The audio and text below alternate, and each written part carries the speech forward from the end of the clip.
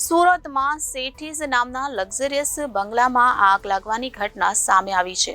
આ આગની ઘટના શોર્ટ સર્કિટના કારણે લાગી હોવાનું અનુમાન હાલ સેવાઈ રહ્યું છે. આગની જાણ થતાં 5 ફાયર ફાઇટરો ઘટના સ્થળ પર પહોંચી પાણીનો મારો ચલાવવાની કામગીરી શરૂ કરી હતી. ફાયરની ટીમે ભારે જહેમત બાદ આગ પર કાબુ મેળવ્યો હતો. સુરત શહેરમાં છાશવારે આગ લાગવાના ઘટનાઓ સામે આવતી હોય છે, ત્યાં સુરતના લક્ઝરિયસ બંગલામાં આગ લાગવાની ઘટના પ્રકાશમાં આવી છે. સેઠીઝ નામના બંગલામાં આગ લાગી હતી. પાર્લે પોઈન્ટ વિસ્તારનો આ બનાવ સામે આવ્યો છે, જ્યાં શોર્ટ સર્કિટના કારણે આગ લાગી હોવાનું અનુમાન સેવાઈ રહ્યું છે. શક્તિનગરમાં આ બંગલો આવેલો છે. હાલ આગની જાણ થતાં 5 ફાયર ફાઇટરો ઘટનાસ્થળ પર પહોંચ્યા હતા અને આગ પર કાબુ મેળવવાનો પ્રયાસ હાથ ધર્યો હતો. ફાયરની ટીમે ઓક્સિજન માસ્ક સાથે બંગલામાં એન્ટ્રી કરી હતી.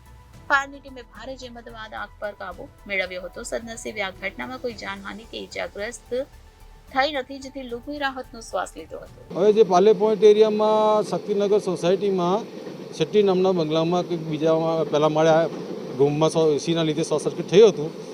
રૂમનો જે સરસામાન બળી ગયું હતું અને પૂરા બંગલામાં સ્મોક થઈ ગયો હતો. BS સેટ પહેરી અમે કંટ્રોલ કરી લીધું હતું અને બીજું કે કોઈક જાન કે ઈજા નુકસાન થયું નથી. 18 fire station, Vesu fire station અને મજુરા ફાયર સ્ટેશનની કુલ 6 ગાડીઓ આવી હતી. વધારે પડતો સ્મોક હોય એ ટાઈમમાં અમારે ઓક્સિજન પહેરવું પડે કે જેથી અંદર જઈ શકાય અને સ્મોકમાં શ્વાસ લેવામાં તકલીફ થતી હોય અને જે લાંબો સમય માટે ત્યાં કામગીરી કરવાની હોય ત્યારે BS સેટ પહેરવું પડે.